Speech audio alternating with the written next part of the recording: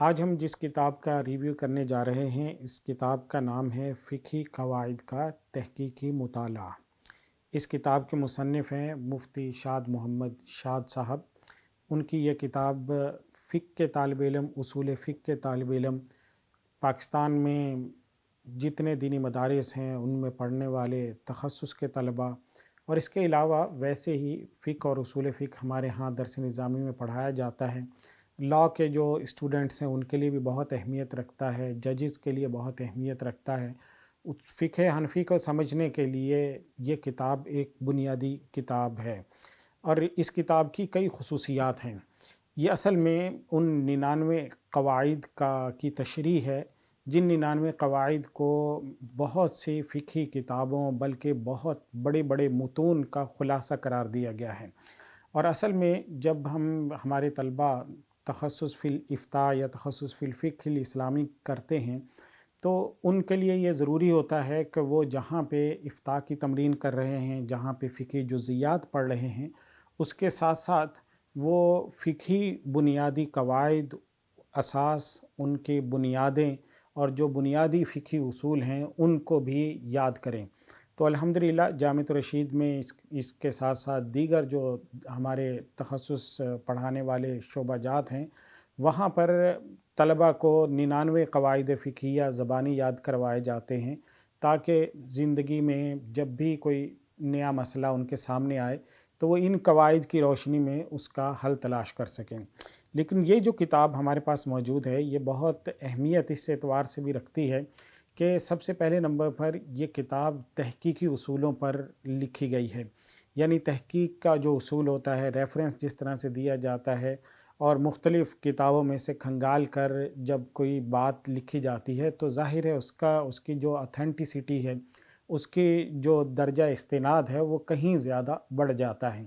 تو ایک سب سے بڑی خصوصیت اس کتاب کی یہ ہے۔ دوسری بڑی اس کی خصوصیت یہ ہے کہ یہ کتاب سالہ سال کے تدریسی تجربات پر مشتمل ہے، یعنی یہ کتاب پہلے پڑھائی گئی ہے اور ان اسباق کی روشنی میں پھر یہ کتاب لکھی گئی ہے، اور پھر کئی سال تک اس کے اوپر ریویو کیا گیا، اس پر نظر ثانی کی گئی، اور آخر میں پھر یہ کتاب اس طرح تصنیف کی شکل میں آئی، اور اب تک 3 مرتبہ اس کتاب کے چھپنے کے بعد بھی اس کو ریویو کیا جا چکا ہے، اس پہ نظر ثانی کی جا سکی ہے، اس میں اصلاحات کی جا چکی ہیں۔ تو یہ بھی اس کی دوسری بڑی خصوصیت ہے۔ تیسری اس کی بڑی خصوصیت یہ ہے کہ جو ہمارے ہاں بر صغیر پاک و ہند میں اب تک جو جدید فتاویٰ دیے گئے ہیں، خصوصاً اب الحمدللہ حلال کی فیلڈ بہت ایمرج کر گئی ہے، اس کے ساتھ اسلامک فائنانس کی فیلڈ بہت ایڈوانس ہو گئی ہے، تو اسلامک فائنانس اور حلال فوڈ سے ریلیٹڈ جو نت نئے مسائل ہیں ان کی عملی تطبیق پر بہت زور دیا گیا، اور ان کی جو تفریعات ہیں، ان کی جو جزئیات ہیں مختلف مسائل میں، وہ اس میں بڑی تفصیل کے ساتھ الحمدللہ جمع کر دیے گئے ہیں۔ تو اب ہم آتے ہیں کہ اس کتاب کے اندر جو منہج انہوں نے اختیار کیا ہے وہ کیا ہے۔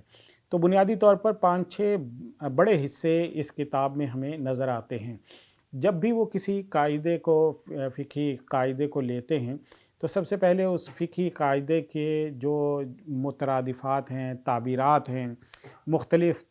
تعبیرات چونکہ مختلف ادوار میں بدلتی رہی ہیں یا تبدیل ہوتی رہی ہیں، تو ایک ہی قاعدے کی جتنی تعبیرات مروج ہیں ان تعبیرات کو جمع کیا گیا ہے سب سے پہلے نمبر پر۔ اس کے بعد دوسرا کام یہ کیا گیا ہے کہ اس ہر قاعدے کی لغوی اور اصطلاحی جو وضاحت ہے وہ بھی کر دی گئی ہے، اس کی تعریف کی گئی ہے، پھر اس کا مفہوم بیان کیا گیا ہے بڑی تفصیل کے ساتھ۔ اگلے نمبر پر اس قاعدے کے ثبوت کے لیے جو قرآن اور حدیث میں جو دلائل ہیں وہ دلائل دیے گئے ہیں، اجماع اور قیاس میں موجود جو دلائل ہیں، قرآن و سنت میں موجود دلائل ہیں وہ ذکر کیے گئے ہیں۔ اس سے اگلے نمبر پہ جو سب سے اہم میرے خیال میں اس کتاب کی خصوصیت ہے وہ ہیں تفریعات، یعنی اس قاعدے کی جو تطبیقات ہیں، عملی طور پر امپلیمنٹیشن جہاں جہاں پہ اس قاعدے کی ہوگی، اور اس قاعدے کی روشنی میں جن شرعی مسائل کا حل ہمیں ملتا ہے، خصوصاً جو جدید مسائل ہیں، جیسے میں نے ذکر کیا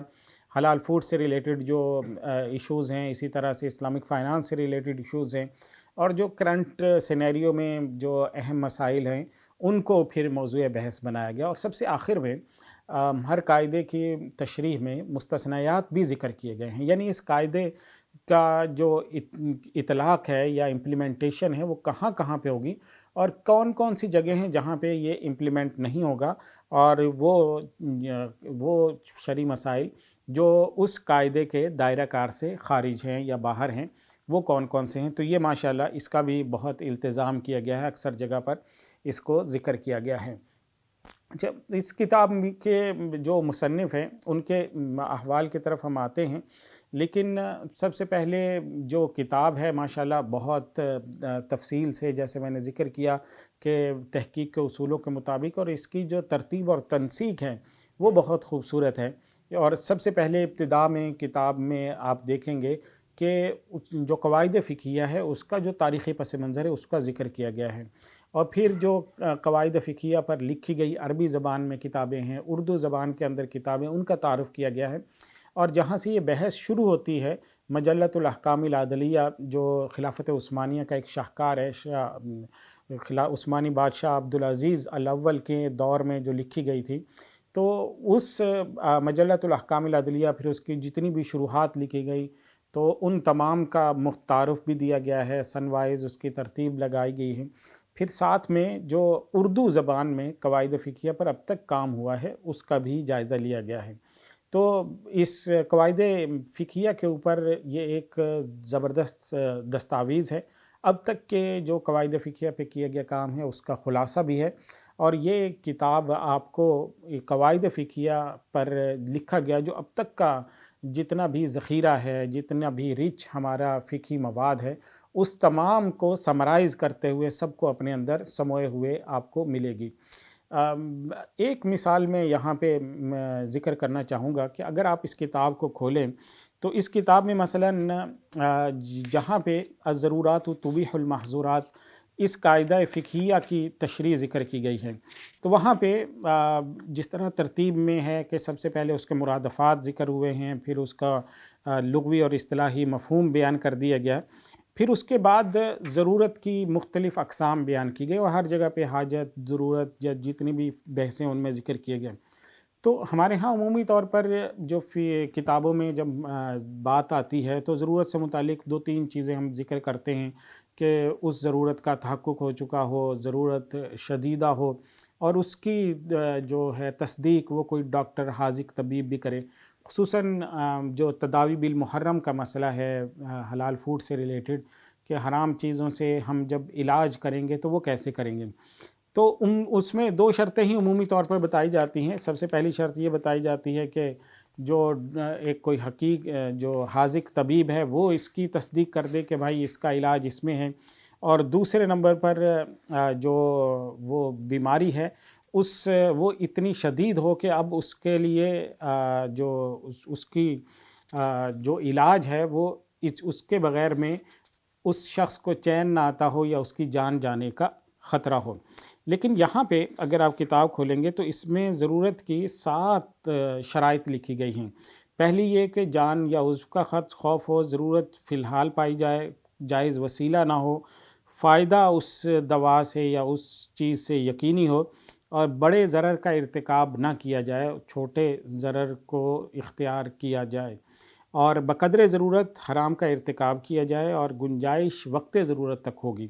تو یہ 7 ضرورت کی جو شرائط ہیں انہوں نے بیان کی ہیں۔ عمومی طور پر جو ہمارے ہاں جو فقہی کتابیں ہیں ان میں یہ تفصیلات ہمیں نہیں ملتی، اگرچہ انہوں نے اس کا بھی ریفرنس دیا ہے کہ فقہی کتابوں میں اس کی یہ 7 شرائط پائی جاتی ہیں۔ تو اس طرح کے بہت سے جو فقہ کے طلبہ ہیں ان کے لیے بڑی تفصیل کے ساتھ تمام ابحاث آپ کو اس میں ملیں گی، بڑی تفصیلی بحثیں آپ کو اس کتاب میں مل جائیں گی۔ تقریباً 780 کے قریب صفحات ہیں اس کتاب کے، تو انشاءاللہ یہ آپ کو یہ کتاب دوسری بہت سی کتابوں سے مستغنی کر دے گی۔ مفتی شاد محمد شاد صاحب چونکہ دارالعلوم کراچی کے متخصص ہیں، اس کے ساتھ جامعہ خالد بن ولید اسلام آباد میں مفتی اور استاذ کے فرائض بھی سر انجام دیتے ہیں، ساتھ میں آپ کی جو پروفیشنل ذمہ داریاں ہیں ان میں فیصل بینک میں آپ شریعہ آفیسر بھی ہیں، تو اور ایم فل بھی کر چکے ہیں، اس وقت پی ایچ ڈی میں انرول بھی ہیں۔ تو یہ ساری چیزیں مل کر ان کے یہ جو تحریری تجربہ ہے اس کو انڈورس کرتی ہیں اور اس کو تقویت پہنچاتی ہیں۔ تو جو ان میں مسائل لکھے جاتے ہیں وہ اس وقت کی جو فیلڈ ہے حلال فوڈ کی یا اسلامک فائنانس کی، اس سے ریلیٹڈ ہوتے ہیں۔ اسی طرح جو جدید تحقیقات فقہ اور افتاء کے میدان میں کی گئی ہیں تو وہ بھی آپ کو ماشاءاللہ اس کتاب میں ملتی ہیں۔ تو امید ہے کہ یہ کتاب آپ کو پسند آئے گی اور آپ اس کو خریدیں گے۔ اس کے جو رابطہ نمبرز وغیرہ ہیں وہ ہم آپ کو اسکرین پہ نظر آ رہے ہوں گے۔ تو یہ کتاب فقہ کے ہر طالب علم کے لیے، قانون کے ہر طالب علم کے لیے اور اسلامی اصولوں کو سمجھنے کے طلبگار لوگوں کے لیے ایک انمول خزانہ ہے۔